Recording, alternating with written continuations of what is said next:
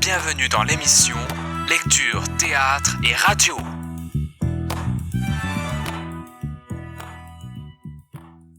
Bonjour à toutes et à tous les petits amis, j'espère que vous allez tous très bien. Et aujourd'hui, dans l'émission Lecture, Théâtre et Radio, sur la Petite Radio, je vais vous conter une nouvelle histoire. Cette histoire s'intitule Les larmes de Freya. C'est une histoire basée sur la mythologie nordique. Cette mythologie des dieux vikings, de l'arbre-monde Yggdrasil et du Valhalla notamment. Elle est tirée du livre La saga des 9 mondes, aux éditions Noires d'Absinthe, écrit par Pierre Epphratas, que je remercie chaleureusement pour nous permettre d'utiliser leur texte. Mais je remercie aussi Tiffany, qui m'a donné un peu de son temps et de sa voix pour jouer les personnages féminins, et notamment la sublime déesse Freya.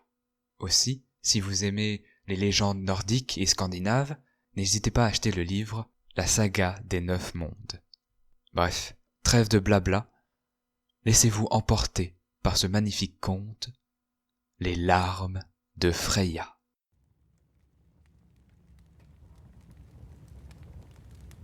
Grand roi, noble jarl, femmes et hommes libres, merci d'être venus si nombreux.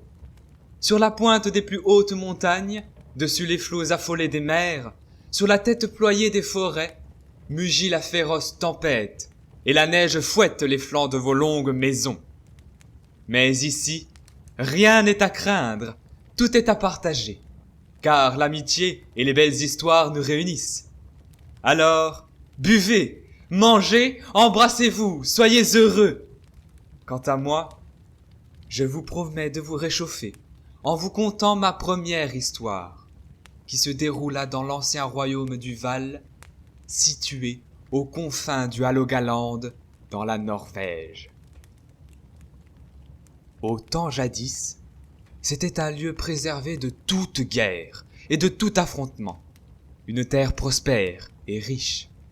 Des décennies durant, cependant que le monde extérieur bruissait de massacres, de haine et de conquêtes brutales, le royaume du Val coula des jours heureux et tranquilles. L'homme libre cultivait son champ avec la certitude qu'il en sortirait des moissons abondantes.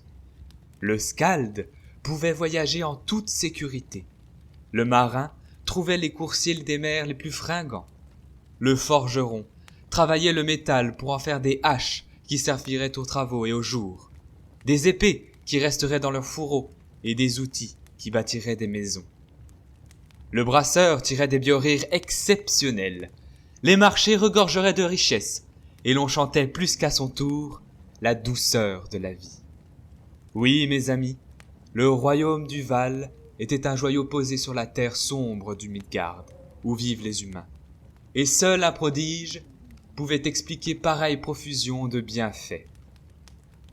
Ce prodige était un arbre. Un frêne splendide, de près de 30 mètres de haut et d'1 mètre de circonférence.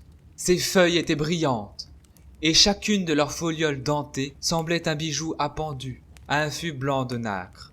Des reflets vermeils tachetaient le velours vert des branches, et un doux parfum s'en échappait qui, paraît-il, enivrait particulièrement les amoureux. Depuis que ce frêne surnaturel avait poussé non loin d'un méandre de la rivière Gulbrand, il ne se passait pas un jour sans que des pèlerins ne vinssent lui rendre visite et y déposer leurs vœux. Il dispensait une telle félicité, ce frêne, qu'on appela bientôt le royaume celui du Val d'Harmonie. Le plus étonnant dans tout ceci était qu'aucun conquérant n'avait songé à l'envahir. Enfin, presque aucun. Seul un fou s'était risqué à tenter une expédition pour s'emparer de cet arbre merveilleux. Sourd aux avertissements de ses sages, aveugle aux prédictions des runes et insensible aux imprécations des diseuses, Ivar Longue-Hache avait tenté un raid. En avant! Par un matin de soleil triomphal, il s'était lancé sur les possessions de Bjorn, à l'œil bleu, prédécesseur du bon roi Von, avec 1000 hommes, dont une 50aine de berserkers.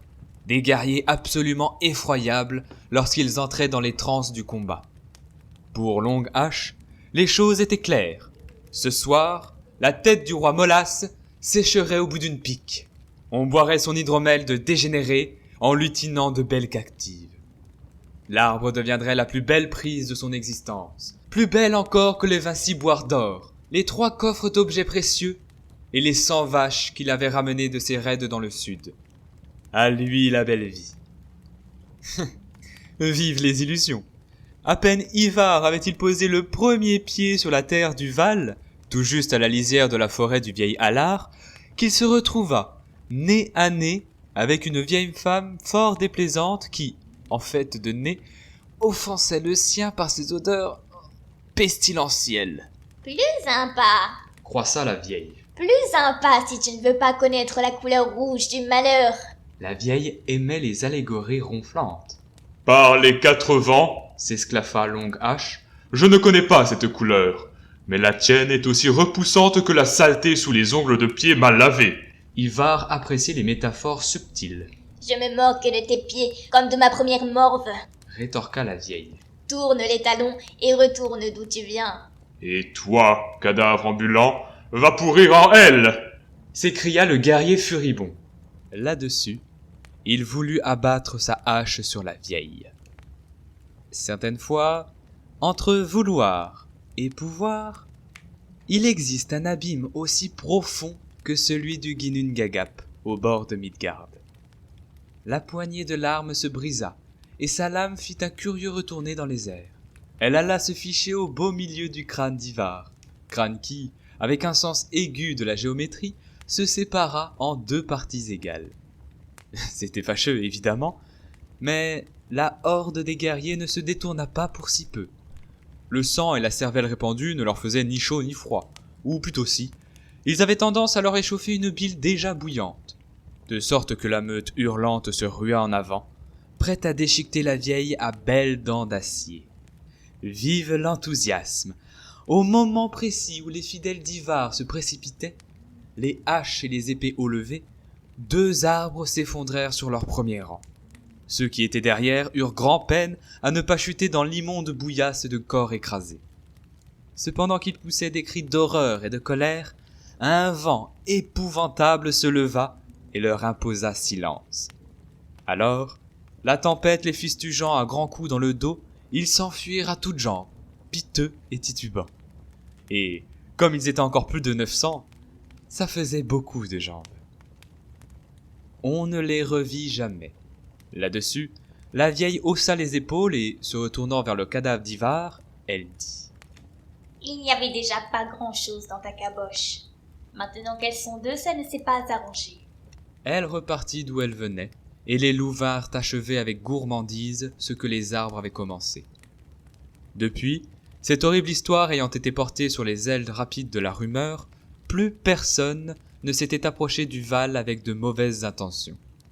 Les dieux, c'était évident, protégeaient ce petit bout de territoire, et plus précisément, une déesse. La déesse Freya. Honneur à son nom et à ses merveilles, la déesse Freya, dis-je, aime 3 choses par-dessus tout. L'amour, dont elle est la grande divinité, le cèdre, ou magie, art subtil où elle excelle, et les bijoux, auxquels elle voue une passion de chaque instant. Hélas, chaque chose possédant son contraire, et la nuit suivant le jour, l'amour suscite souvent la haine et la jalousie. La magie est un don très convoité, y compris parmi les dieux, et les bijoux se paient parfois d'un prix exorbitant. Pour s'en procurer de nouveaux, Freya n'hésite pas à parcourir les 9 mondes d'Yggdrasil. Et l'on dit que plusieurs salles du palais Sessumnir, dans le royaume de Funkvanger, sont couvertes de miroirs, afin qu'en se voyant, elle puisse en jouir à tout moment. Or donc, lors d'un voyage sur Midgard, Freya eut l'occasion de s'adonner à ses 3 grandes passions. Alors qu'elle se promenait dans une forêt, chantant des laits si doux que les oiseaux les plus bavards se taisaient sur son passage, la déesse avisa 4 rochers plats situés non loin d'une source. Elle décida d'aller s'y asseoir et de l'observer. Elle appréciait tout ce qui est beau. Elle adorait regarder les flots de la mer quand la marée monte sur la grève, voir la neige transformer petit à petit le paysage et le nimber d'un silence apaisant. Admirer les sources lorsque, bondissant de rocs abrupts en pierre moussue, elles semblent porter 1000 gemmes dans leurs eaux vives. Freya s'assit et entreprit de méditer devant la source. Comme un doux rayon de soleil formait un petit arc-en-ciel à travers la brume des eaux, elle commença à inventer de nouvelles poésies et, tout en récitant, elle s'interrompait par des rires chaque fois qu'elle faisait des trouvailles. Je ne vois vraiment pas ce qu'il y a de si amusant, Fit une voix aigrelette. Exact. Ces vers sont bons pour les tourterelles, mais certainement pas pour nous. Dit une deuxième voix, tout aussi aigrelette avec une petite nuance prétentieuse. Et quand on dort, c'est très désagréable. Intervint une troisième voix, aigrelette et carrément atrabilaire. surtout quand les gens s'asseyent sous votre tête. Maugréa une quatrième voix, d'un aigrelet nuancé par une intense lassitude. Freya sentit la roche trémuler et se leva précipitamment. Et plus rapidement qu'un ciel d'été se transforme en nuée roulante striée d'éclairs, le rocher changea de forme. Il s'étira, se souleva, grossit par le dessus, allongea des branches et des racines de pierre par le dessous, et le tout devint tête, bras et jambes. Face à la déesse se tenait à présent un petit personnage aux cheveux noirs drus comme le poil d'un poney. Poil qui couvrait abondamment son corps, n'était son pagne de cuir souillé de taches suspectes. La face de cet être menu, plate comme un galet, hormis un front bombé et large, était nantie d'un gros nez farci de points noirs surmontant une grosse moustache, une bouche large et charnue, ainsi qu'un menton proéminent. Tels des fanaux inquiétants dans la nuit de ce visage, ses yeux bruns foncés brillaient ardemment. « Tiens, un nain. » Fit posément Freya, en croisant les bras, à la façon d'une mère qui attend des explications de ses enfants turbulents. « Et ouais, des nains !» s'exclamèrent les trois autres petites créatures bipèdes jaillies des rocs. Créatures très semblables à la première, excepté leur couleur de poils qui différait sensiblement, ainsi que leur nez, dont les tailles variaient selon leur propriétaire. « Eh bien, Dit Freya. est-ce tout ce que vous avez à me dire ? » Foi de Beringer, Dit le premier nain. je n'aime pas tes manières, Lumen. Tu vas me faire le plaisir de prendre tes jambes à ton cou et de nous débarrasser de ta vue qui, pour être très belle et même très excitante, nous dérange dans notre sommeil.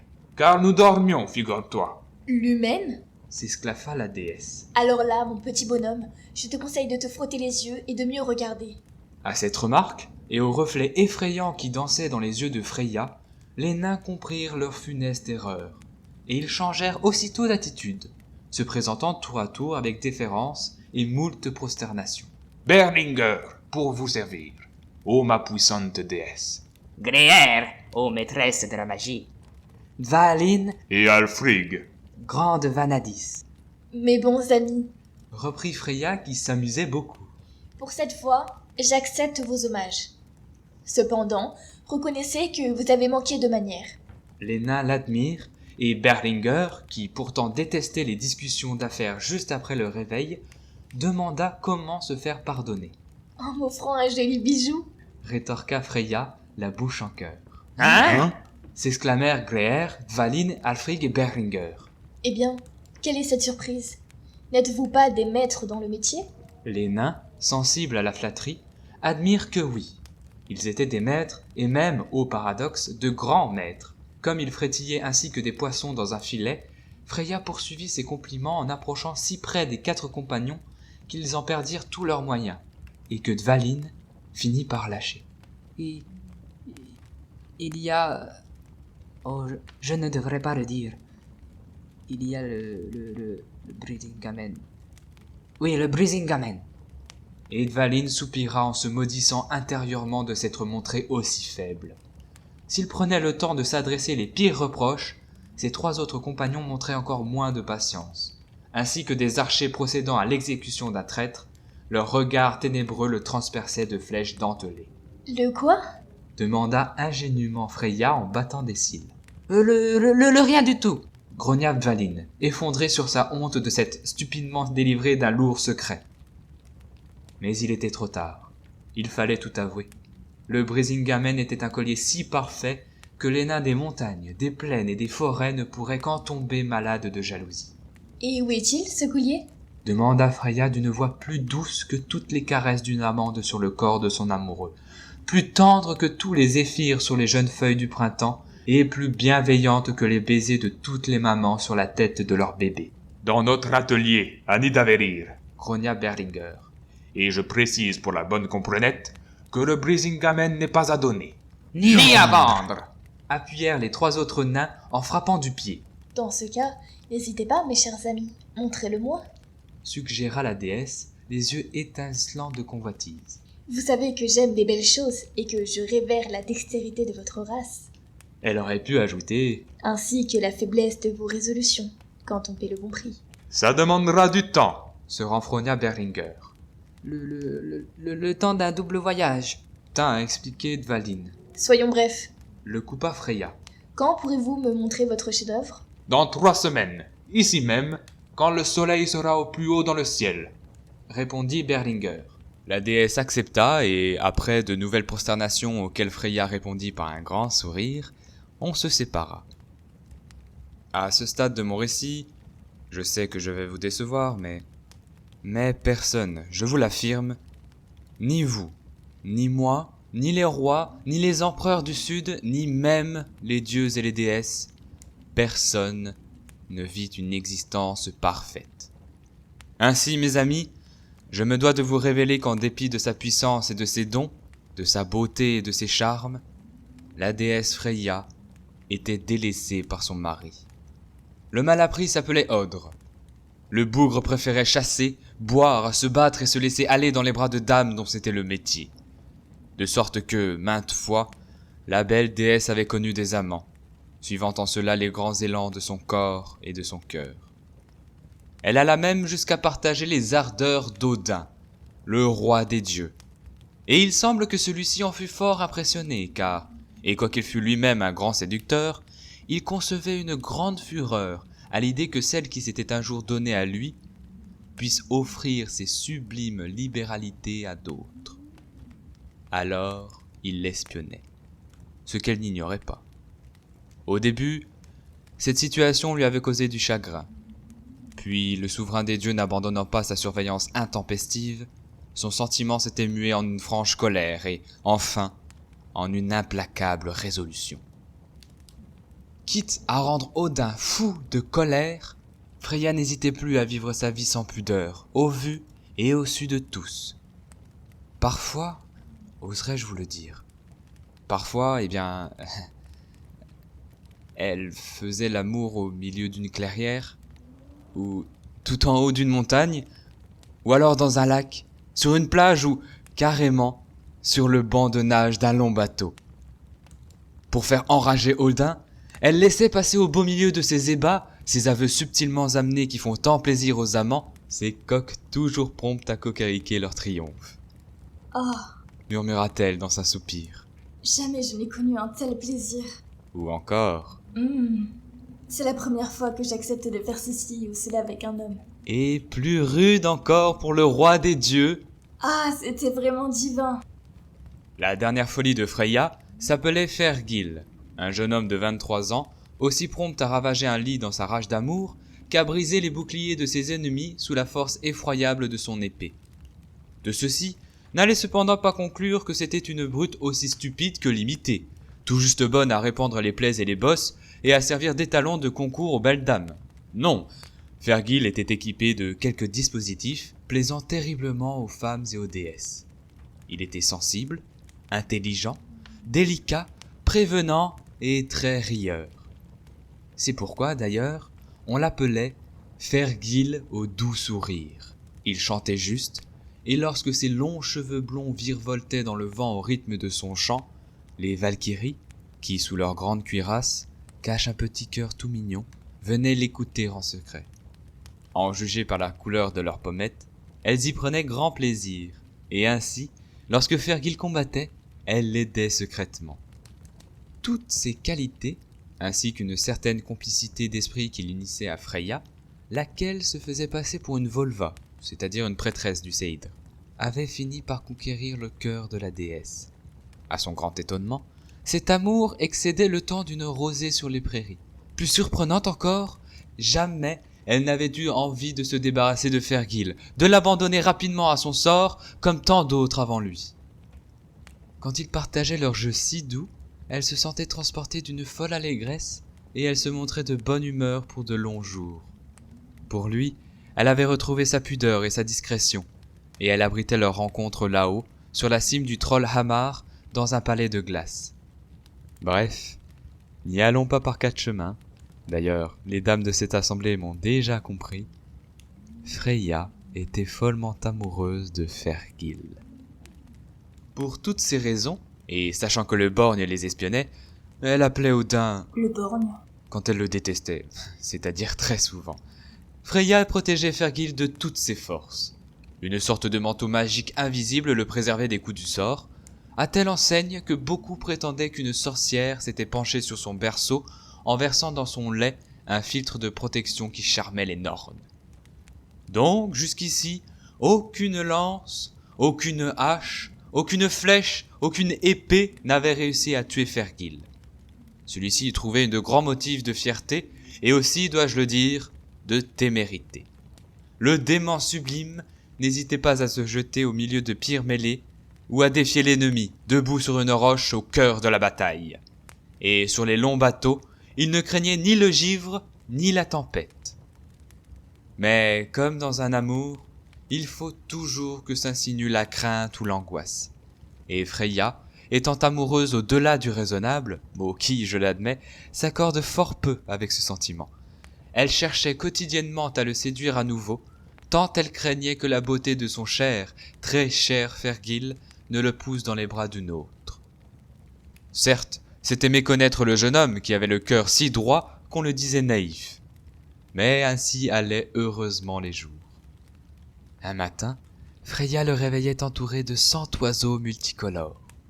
Un autre, elle se parait d'un voile si léger qu'on eût dit un brouillard accroché à ses formes. Un autre encore, elle versait des substances dans son hydromel. La déesse cherchait sans cesse à l'éblouir en se rassurant, elle. Vous voyez donc, dignes fils et filles du Nord, à quoi je veux en venir. Le nouveau collier forgé par les 4 nains l'intéressait au plus haut point. Le jour dit, à l'heure dite, Freya se trouva au rendez-vous, et je pense même un petit peu avant, de crainte de le rater. Tapant du pied d'impatience, rabattant sans cesse ses longs cheveux en arrière, elle vit avec bonheur les 4 nains sortir de terre, munis d'un coffret ouvragé qu'ils portaient comme une couronne sur un coussin de velours. Lorsqu'il fut parvenu à sa hauteur, et après s'être incliné en parant leurs affreux visages de grands airs mystérieux, Berlinguer le Sombre prit la parole le premier, et il dit « Puissante déesse, je vous présente notre chef-d'œuvre. » Il est né dans l'ambre et dans l'or. ajouta Gréaire, ses cheveux roux frémissant dans le vent. Celle qui le portera sera irrésistible, et sa main conduira les armées à la victoire. Précisa Alfrig, dont le long nez parut s'allonger encore. Et comme j'ai eu l'honneur de vous le dire, on l'appelle Brisingamen. Conclut Dvalin. Les nains s'entre-regardèrent d'un air inquiet. Eh bien, S'exclama la déesse. qu'attendez-vous pour ouvrir ce coffret? Oh, c'est toujours le même de faire le boulot. Grogna Berlinguer. Bon, voilà. Il ouvrit lentement le coffret, et à cet instant,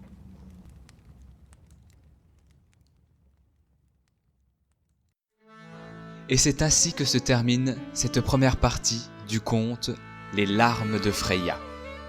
Je tiens encore une fois à remercier Tiffany pour m'avoir accompagné lors de ce projet, et aussi l'auteur, Pierre Ephratasz, et les éditions Noires d'Absinthe, qui ont accepté que nous utilisions leur texte.